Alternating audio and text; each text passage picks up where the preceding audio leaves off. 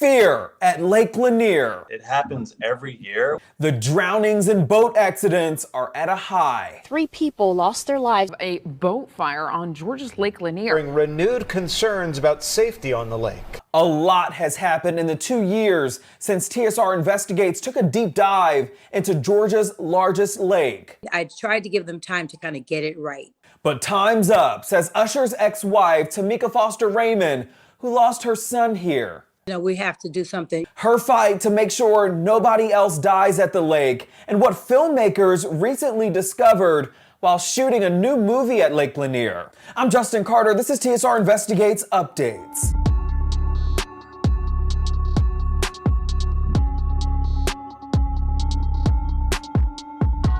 It's been 11 years. Painful years for Tameka Foster, who we all know as the well-known celebrity stylist and the ex-wife of R&B singer Usher.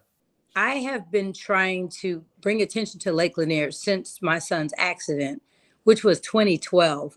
She never got the chance to see her son, Kile Glover, grow up. He was killed on a water tube at Lake Lanier, hit by somebody riding a jet ski.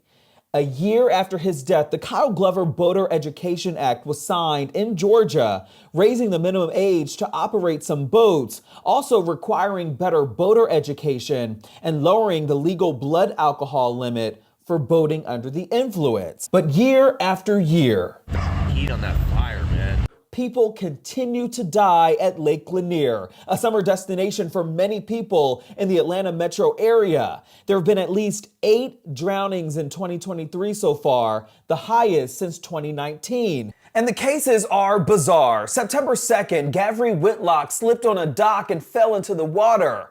He never resurfaced. He was later found in 17 feet of water. Then just days apart in August, 2 people swimming, they also went under and never resurfaced. And in July, this man, 24-year-old Thomas Milner, somehow got electrocuted out on the lake. His friends went to go save him and reported feeling a burning sensation underwater. Milner later died at the hospital. What do you think the true issue is when it comes to Lake Lanier? You know, I really wish I knew. And that's what my petition is about. It's about finding out what the problem is. A petition that recently went viral, pushing to drain, clean, restore, and improve Lake Lanier. I don't think that it can be completely dried, but they need to lower the water levels so they can send in the crews to do the work that they need to do in order to make it a safer place. There's a bunch of stuff underneath the bottom of the lake. It was formerly a town called Oscarville.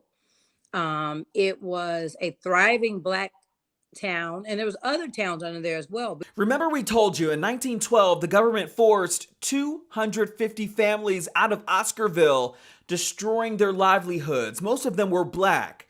And by the 1950s, the Army Corps of Engineers dumped 38,000 acres of water on what was left. Old homes, Black businesses, cemeteries, and churches to construct the lake. It was a thriving Black community. Oscarville's dark history is the premise of Lanier the movie. It's coming out September 17th. We spoke to the filmmakers behind the project back in 2021. Now the film is complete. Some of the things that happened in 1912 are still happening in this day and age, and racism is very much still a thing. A very big thing and topic of discussion, especially in those areas surrounding Lake Lanier. To say it's not haunted, I think it's just being like oblivious and not wanting to say like how it is, because some that have happened, you just can't explain it.